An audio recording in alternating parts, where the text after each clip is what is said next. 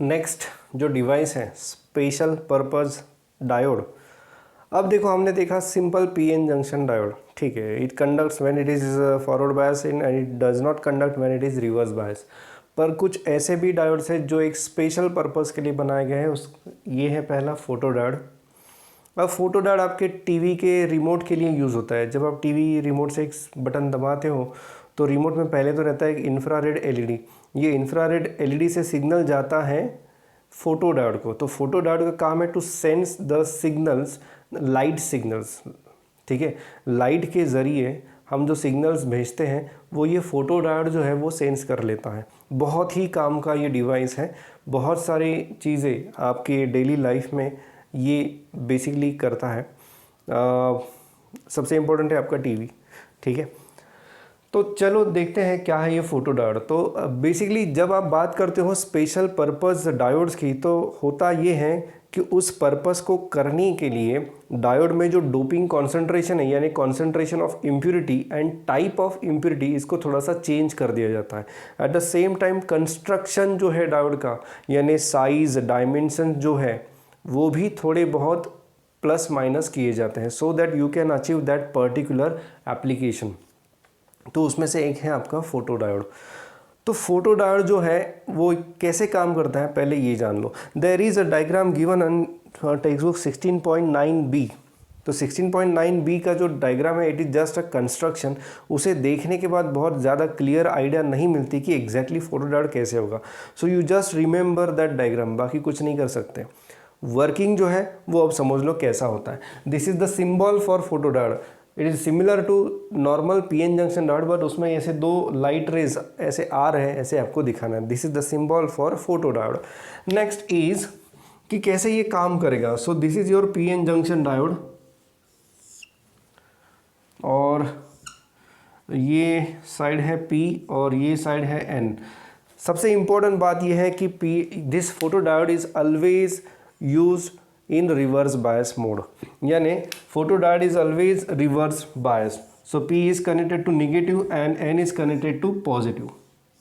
और ये है इसका डिप्लेशन रीजन। मैं थोड़ा ज़्यादा बड़ा दिखा रहा हूँ, डिप्लेशन रीजन। अब जब इसको बनाते हैं ना फोटो डायोड को, तो ऐसे बनाते हैं so that its depletion region is expose to the light and remaining area is well covered. इसको बनाते वक्त ऐसे बनाते हैं, कंस्ट्रक्शन इसका इस तरह से करते हैं कि इसका जो डिप्लीशन रीजन है it is only expose to the light, यानी जब लाइट गिरेगी तो डायरेक्टली डिप्लीशन रीजन पे ही गिरेगी, बाकी एरिया जो है दैट इज़ वेल कवर्ड, ठीक है। नेक्स्ट, तो अब क्या होगा। अब ये है आपका डिप्लीशन रीजन, ये यहाँ से यहाँ तक ये जो है आपका डिप्लीशन रीजन है। अब होगा ये when light falls on this depletion region, light of suitable wavelength or frequency. So this effect is similar to photoelectric effect, but photoelectric effect में इलेक्ट्रॉन बाहर चले जाते हैं, यहाँ पे इलेक्ट्रॉन्स बाहर नहीं चले जाएंगे। So whenever light is incident on the depletion region, now here we have to assume that light is made up of particles, that is photons. So whenever light is incident on this depletion region, electrons which are present in valence orbit, that means in valence band, तो ये जो electrons हैं ये light energy यानी photon की energy को तुरंत absorb कर लेते हैं और उस एनर्जी की वजह से they enter into conduction band. जैसे इलेक्ट्रॉन कंडक्शन बैंड में एंटर करेंगे तो एक होल और क्रिएट होगा, यानी एक इलेक्ट्रॉन के साथ एक होल भी यहाँ पे क्रिएट हो रहा है। तो डिप्लीशन रीजन में because of this light rays electrons and holes are created और उसकी वजह से फिर इस सर्किट में करंट फ्लो होना शुरू हो जाता है। So the current in this circuit is because of electron hole pair generated due to light rays. Of course, when there is no light falling, जब कोई भी लाइट इस पर नहीं गिर रही है, in that case also there is some current flowing through the diode और उस करंट को हम कहते हैं रिवर्स सैचुरेशन करंट। यहाँ पे in case of photo diode उसको कहते हैं डार्क करंट, उसे हम कहेंगे dark current. But as soon as you allow light to fall on the diode on the depletion layer of the diode, तो आपको ऐसा दिखाई देगा कि करंट सडनली बढ़ गया है। भले ही डायोड रिवर्स बायस में है, तो डायोड रिवर्स बायस में है बट करंट इमीडिएटली बढ़ गया बिकॉज ऑफ लाइट। तो कारण बस बहुत ही सिंपल रीज़न है कि लाइट एनर्जी को वो इलेक्ट्रॉन्स एब्सॉर्ब कर लेते हैं। Because of excess energy electrons jump from conduction band to valence band to conduction band. एक होल वहाँ पे क्रिएट होता है और there are large number of electron holes are created and due to that there is a increase in current. जितनी ज़्यादा intensity रहेगी light की उतने ज़्यादा number of photons per unit time per unit area इस पे गिरेंगे। जितने ज़्यादा फोटॉन्स इस पे गिरेंगे उतने ज़्यादा इलेक्ट्रॉन्स फ्री होंगे, उतने ज़्यादा इलेक्ट्रॉन्स कंडक्शन बैंड में जाएंगे, उतने ही होल्स बनेंगे। तो जितनी ज़्यादा इंटेंसिटी ऑफ लाइट रहेगी उतना ही ज़्यादा करंट आपको यहाँ पे मिलेगा। सो ऑफ कोर्स अगर इंटेंसिटी कांस्टेंट है, अगर इंटेंसिटी कांस्टेंट है और ये वोल्टेज मान लो ये वेरिएबल वोल्टेज ये आप बढ़ाते हो, बट इनिशियली वोल्टेज ज़ीरो करो, वोल्टेज ज़ीरो करने से करंट मिनिमम हो जाएगा। बट जैसे ही वोल्टेज बढ़ाओगे करंट बढ़ेगा but up to particular maximum value. क्यों? क्योंकि इंटेंसिटी आपने कांस्टेंट रखी है। तो अगर 100 फोटॉन्स गिरेंगे तो 100 इलेक्ट्रॉन्स ही फ्री होंगे।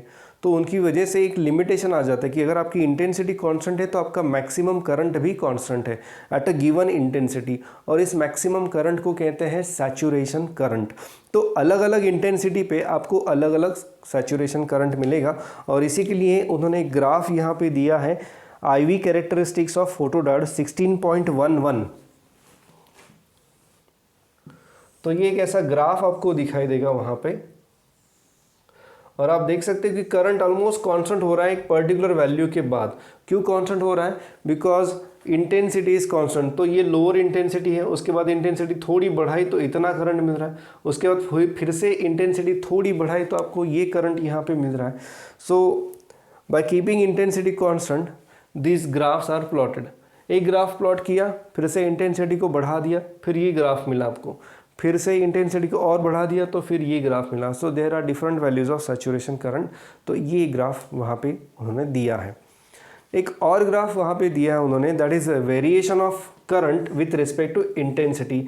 तो आप देख सकते हो कि करंट ये ऐसे बढ़ रहा है, इंटेंसिटी बढ़ाओ और ये आपको करंट भी दिखाई देगा कि बढ़ रहा है। Why current is not starting from zero value? Current यहाँ से क्यों शुरू हो रहा है? बिकॉज ये जो गैप है that is nothing but dark current. So even if there is no light falling on the diode, there is a reverse saturation current flowing through the diode, और इसी को यहाँ पे जो नाम दिया गया है वो है डार्क करंट। तो इसीलिए जीरो इंटेंसिटी पे भी there is some current flowing through the diode। Of course इसकी वैल्यू बहुत कम रहेगी, सो कोई प्रॉब्लम नहीं है। और एक doubt, why it is used in reverse bias only, why not in forward bias? तो अगर ये फॉरवर्ड बायस में आप यूज़ करोगे तो करंट बहुत ज़्यादा फ्लो होगा। तो उसमें से कौन सा करंट फॉरवर्ड बायस की वजह से है और कौन सा करंट लाइट की वजह से है ये आइडेंटिफाई करना तो इम्पॉसिबल है। So that's why whatever increase in current is there it is only because of light. ये आपको कहाँ पता चलेगा? जब आप डायोड को रिवर्स बायस में यूज़ करेंगे, क्योंकि रिवर्स बायस में निग्लिजिबल करंट यानी डार्क करंट फ्लो होता है। सो उसके बाद अगर आपको ज़्यादा करंट मिल रहा है तो that is only because of light. ये इसका यहाँ पे मतलब बनता है। So that's Y photo diode is used in reverse bias mode only. ठीक है, अब ना कुछ चीज़ें यहाँ पे दी हैं।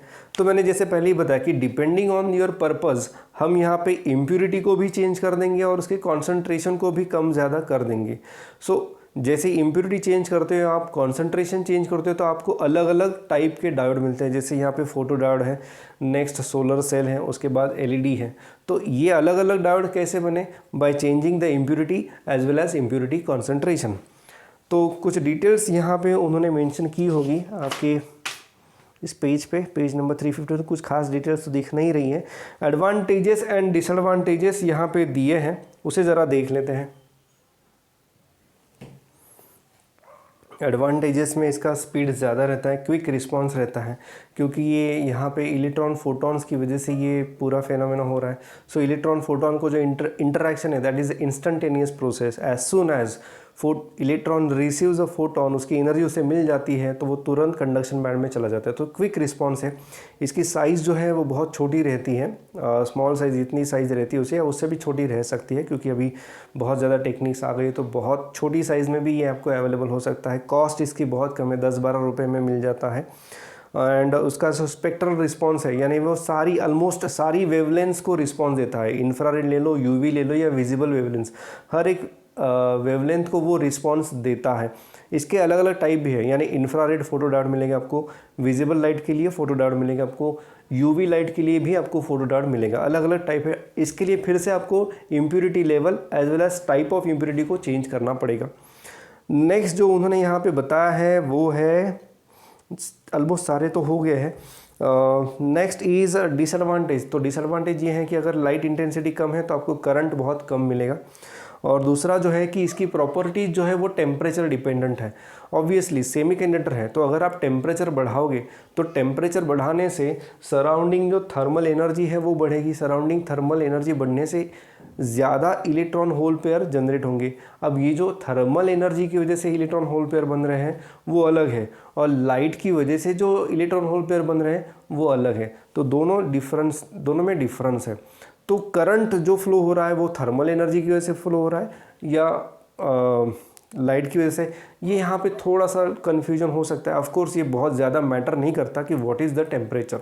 एकदम हाई टेम्परेचर नहीं होना चाहिए, बस इतना याद रखो। टेम्परेचर डिपेंडेंट इसकी कैरेक्टरिस्टिक्स है। यानी फॉर एग्जांपल 20 डिग्री पे आपको सैचुरेशन करंट इतना मिल रहा है, तो हो सकता है 25 डिग्री पे थोड़ा ज़्यादा सैचुरेशन करंट आपको मिलेगा, क्योंकि यहाँ पे इलेक्ट्रॉन होल पेयर जो है वो ज़्यादा जनरेट हो रहे हैं एडिशनल थर्मल एनर्जी की वजह से। ये एक इसका ड्रॉबैक है, बट दैट डजंट मैटर, क्योंकि आपने कभी आपके रिमोट को चलाया है तो वो ठंडी में भी वैसा ही चलता है, गर्मी में भी वैसा ही चलता है।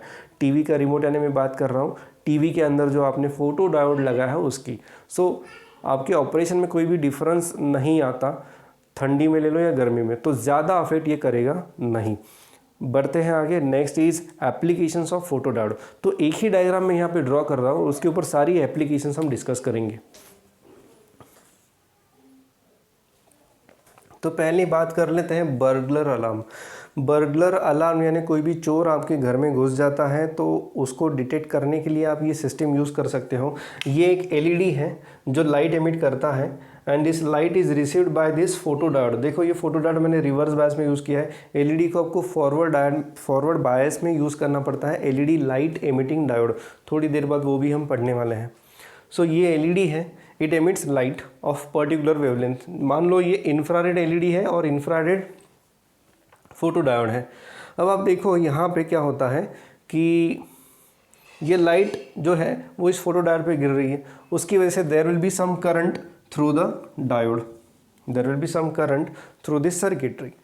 बट अगर बीच में मैं इस लाइट को इंटरप्ट करता हूँ, कोई चोर बीच में आके घुस जाता है, so light path is interrupted by this object, और उसकी वजह से इसको लाइट नहीं मिल रहा है। इसको लाइट नहीं मिलेगा तो यहाँ पे करंट ज़ीरो हो जाएगा, and that will activate particular alarm system. ये है बर्गलर अलार्म। दूसरा है, उन्होंने बात की है काउंटर्स एंड स्विचेस की। तो काउंटर्स का मतलब क्या है कि यहाँ पे एक कन्वेयर बेल्ट है मेरा, और यहाँ पे डिफरेंट ऑब्जेक्ट्स रखे हैं। तो कन्वेयर बेल्ट से तो कुछ नहीं होगा, लाइट मान लो ऐसे जा रहा है, पर अगर यहाँ पे कोई ऑब्जेक्ट है और ये ऑब्जेक्ट जा रहा है, तो जब वो ऑब्जेक्ट पास होगा इन दोनों के बीच में से, so the light path is interrupted. Light path interrupt हो गई तो ये एक ऑब्जेक्ट गया, यानी one object is counted. So यहाँ पे काउंटर मैकेनिज्म भी रखा जाएगा। This is the application in as counter. दूसरी जो एप्लीकेशन यहाँ पे है वो है detection of visible and invisible radiations. तो इसके लिए मेरे पास दो फोटो डायोड में यूज़ करूँगा। एक सेंसिटिव रहेगा विजिबल लाइट के लिए, दो सेंसिटिव रहेगा इनविजिबल लाइट के लिए, यानी इंफ्रारेड के लिए, जो आपके घर के टीवी में है रिमोट के लिए। सो ये दोनों में से जो भी करंट पास है, मान लो मैं कोई एक पर्टिकुलर लाइट उस पर इंसिडेंट करता हूँ, तो अगर इंफ्रारेड वाला फोटो डायोड करंट पास कर रहा है, इसका मतलब ये है कि द लाइट इज़ इंफ्रारेड। और अगर विजिबल वाला है तो विजिबल तो दिख ही जाएगा, वैसे उसके लिए कुछ खास ज़रूरत नहीं है। बट एनीवे यहाँ पे आप दोनों को इस तरह से डिफरेंशिएट कर सकते हो। जो नेक्स्ट एप्लीकेशन यहाँ पे बोली गई है, अब बार बार वही एप्लीकेशन है, तो मैं एक कॉमनली बता देता हूँ कि मान लो मुझे एक फाइबर ऑप्टिक कम्युनिकेशन करना है।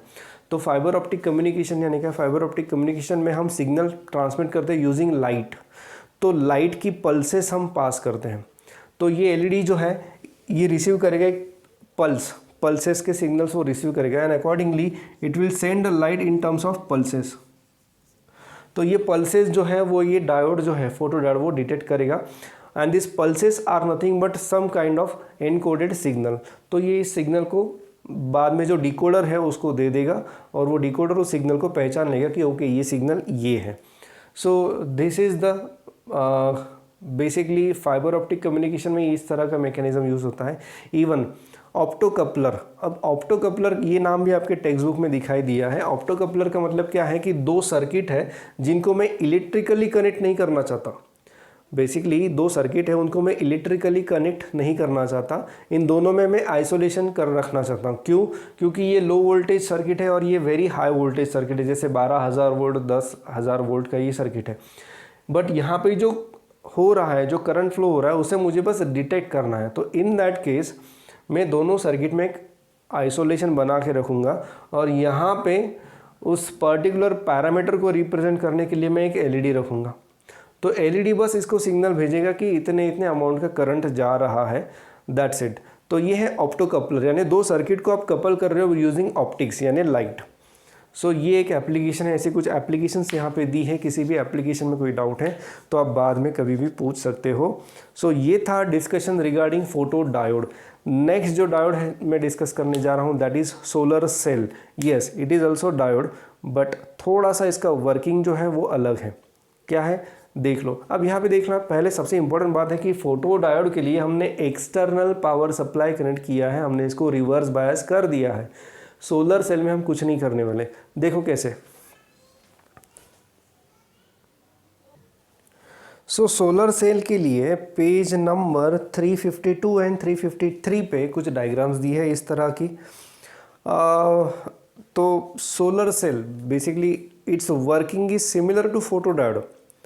तो why we can't use photo diode as solar cell, उसका कारण ये है कि फोटो डायोड का कंस्ट्रक्शन मैंने पहले ही बताया कि अगर आपको अलग अलग पर्पस चाहिए तो आपका कंस्ट्रक्शन, आपका डोपिंग कॉन्सेंट्रेशन, आपकी टाइप ऑफ इम्प्यूरिटी, मटेरियल, ये सब चेंज होगा।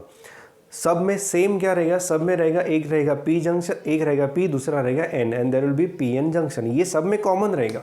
But impurity concentration, material, type of impurity, then construction यानी उसकी साइज़, एरिया, वो सब अलग अलग रहेगा। इसकी वजह से आपको अलग अलग पर्पस के डायोड मिलेंगे। तो सोलर सेल के लिए क्या किया गया? सबसे पहले सोलर सेल के लिए उन्होंने डिप्लीशन रीजन का जो एरिया है वो ज़्यादा कर दिया। डिप्लीशन रीजन का जो एरिया है वो ज़्यादा कर दिया as compare to photo diode.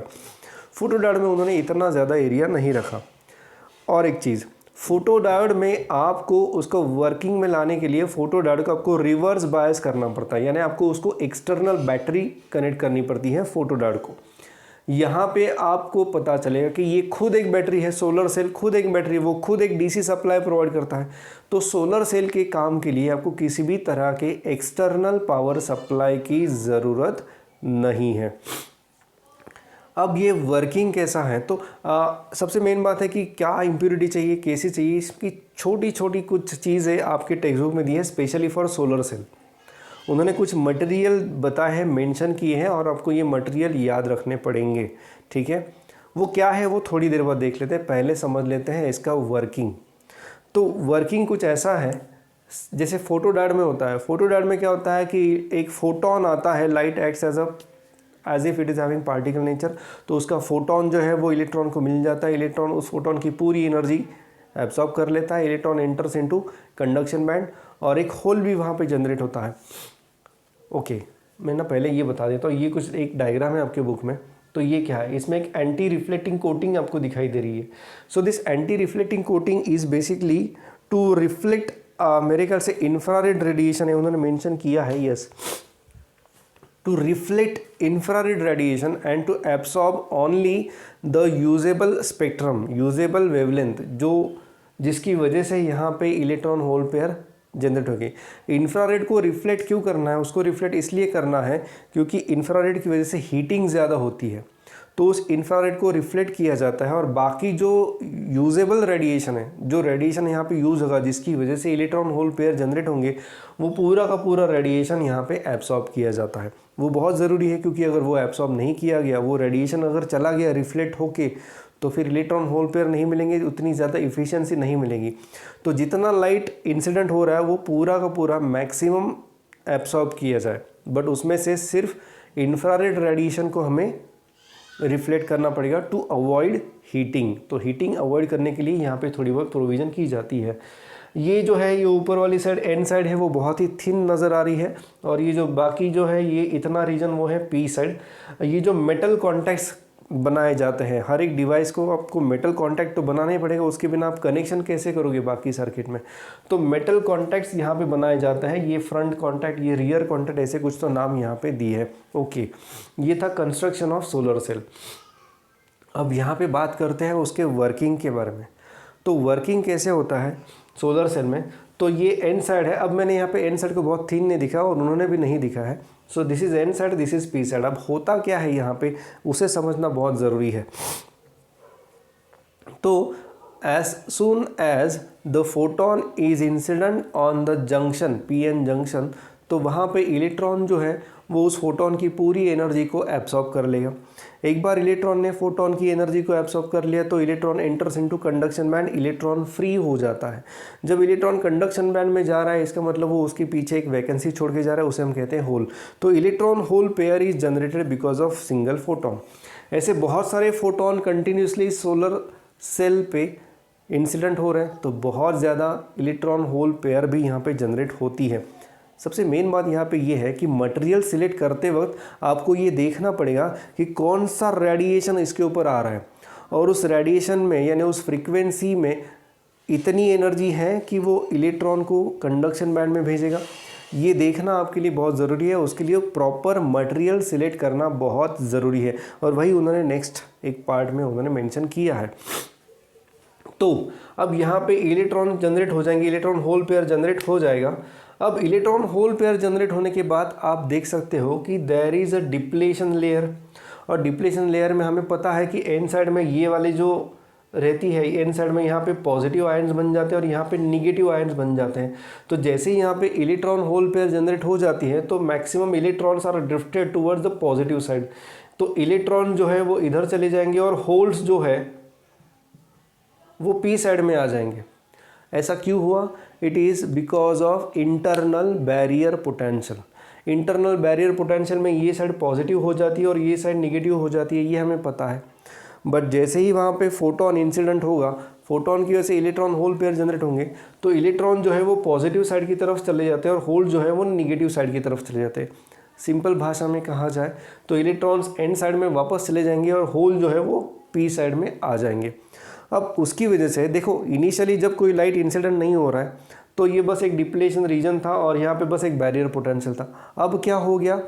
अब due to incident of photon और ज़्यादा इलेक्ट्रॉन्स यहाँ पे चले गए और यहाँ पे और ज़्यादा होल्स बन रहे, यानी there is a gathering of charge, negative charge in upper side and positive charge on lower side. तो एक जगह पे निगेटिव चार्ज बढ़ जाएगा, एक जगह पे पॉजिटिव चार्ज बढ़ जाएगा, और उसकी वजह से if there is a two opposite charges present on two sides, that means there is a potential difference। तो यहाँ पे एक तरह से पोटेंशियल डिफरेंस जनरेट होता है, और इसके अक्रॉस अगर आप कोई भी रेजिस्टेंस या कोई भी लोड कनेक्ट करोगे so there will be flow of current through this load. तो करंट फ्लो हो जाएगा, यानी क्या ये चार्ज खत्म हो जाएगा? नहीं। क्यों नहीं? उसका कारण ये है कि लाइट तो कंटिन्यूसली इसके ऊपर आ रहा है। तो as long as light is falling on this device, there is a continuous accumulation of electrons and holes in n side as well as p side। तो उसकी वजह से ये पोटेंशियल डिफरेंस जो है वो मेंटेन किया जाता है। ऑफ कोर्स एक ड्रॉबैक यहाँ पे ये है कि अगर ये लाइट की इंटेंसिटी कम हो गई तो यहाँ पे जो number of electron hole pair generate हो रहे हैं वो भी कम हो जाएंगे और आपको करंट जो है वो कम मिलेगा। So that means we expect maximum brightness of the light, यानी maximum intensity of the light जो यहाँ पे हम एक्सपेक्ट करेंगे। इससे ज़्यादा डिटेल में ये डिस्कशन आपको करने की ज़रूरत नहीं है। Of course there are some higher level things, but हमें वहाँ पे यहाँ पे डिस्कस करने की ज़रूरत नहीं, इतना ही डिस्कशन आपके टेक्स्ट बुक में दिया है। तो मेन बात क्या है कि चार्जेस जो हैं वो कैसे फ्लो होते हैं, यानी इलेक्ट्रॉन्स एंड साइड में क्यों जाएंगे? क्योंकि यहाँ पे ये positive depletion region, barrier potential का पॉजिटिव इधर है, एंड साइड में है, तो इलेक्ट्रॉन्स पॉजिटिव की तरफ जाएंगे एंड ऑब्वियसली होल जो है वो निगेटिव की तरफ जाएंगे। तो इसकी वजह से there is a gathering of charges on opposite side, electron सारे के सारे एन साइड में चले जाएंगे और होल जो है वो सारे के सारे पी साइड में चले जाएंगे, और उसकी वजह से there is a potential difference between two terminals, ये दो टर्मिनल्स के बीच में पोटेंशियल डिफरेंस जनरेट हो जाता है, जिसकी वजह से हमें करंट मिलता है। तो ये था वर्किंग ऑफ सोलर सेल। एक ग्राफ वहाँ पे दिखाई देता है, ग्राफ है पेज नंबर 353 पे, फिगर इज 16.14। इस तरह का एक ग्राफ दिखाई देता है, ये ऐसा कुछ तो ग्राफ है, और ये उन्होंने एक रेफरेंस के लिए ये ऑपरेटिंग पॉइंट जो है वो ये दिया है। अब ये ग्राफ क्या है कि मान लो आप यहाँ पे ये सर्किट ओपन कर देते हो, अगर ये सर्किट आपने ओपन कर दिया तो करंट तो फ्लो नहीं हो रहा है, करंट फ्लो नहीं हो रहा है, ये वोल्टेज जो है ना यहाँ पे, this is current axis, this is voltage axis. तो अगर यहाँ पे आपने दोनों टर्मिनल्स को ओपन कर दिया तो यहाँ पे कोई करंट फ्लो नहीं होगा, करंट इज ज़ीरो। तो जब करंट ज़ीरो है आपका, ठीक है, so when current is zero, तो आपको जो पोटेंशियल डिफरेंस यहाँ पे मिलेगा वो इतना रहेगा। इसको कहते हैं ओपन टर्मिनल पोटेंशियल डिफरेंस। यहाँ पे जो नाम है वो है ओपन सर्किट वोल्टेज। ये जो पोटेंशियल है वो है ओपन सर्किट। अब अगर मैं यहाँ पे ये दोनों टर्मिनल्स को शॉर्ट सर्किट कर देता हूँ, शॉर्ट सर्किट कर देना यानी इनके बीच में अभी जीरो रेजिस्टेंस है, जीरो रेजिस्टेंस यानी maximum current will flow. Zero resistance यानी V is equal to I R, अगर R जीरो हो गया तो V क्या हो जाएगा, जीरो हो जाएगा, यानी पोटेंशियल डिफरेंस ऑलमोस्ट जीरो हो जाता है। पोटेंशियल डिफरेंस जीरो हो गया तो मैक्सिमम करंट यहाँ पे फ्लो हो जाता है। This situation is avoided in case of all batteries. Solar cell भी रहा तो भी ये सिचुएशन जो है इसको हम अवॉइड करते हैं। Short circuit is a hazards situation, उसको जनरली हम नहीं करते। और यहाँ पे अगर आप ये शॉर्ट सर्किट कर दोगे ना तो ये जो सेल है सोलर सेल ये डैमेज हो जाएगा। तो आपके घर में भी ऐसा कुछ है सोलर सेल जैसा, तो उसको शॉर्ट मत करना, आपका सोलर सेल डैमेज हो जाएगा।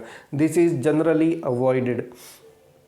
तो बेस्ट ऑपरेटिंग पॉइंट जो है वो लेते हैं ये, यानी जिसमें आपको मैक्सिमम वोल्टेज भी मिल रहा है और इसमें आपको मैक्सिमम, अब इतना करंट तो हमें नहीं मिलेगा क्योंकि हम शॉर्ट सर्किट तो नहीं कर सकते, बट उससे थोड़ा कम करंट भी मिलेगा और आपको मैक्सिमम वोल्टेज भी मिलेगा। That means maximum power you will get. So ऐसा ये जो पॉइंट है, so this is the operating point of the solar cell.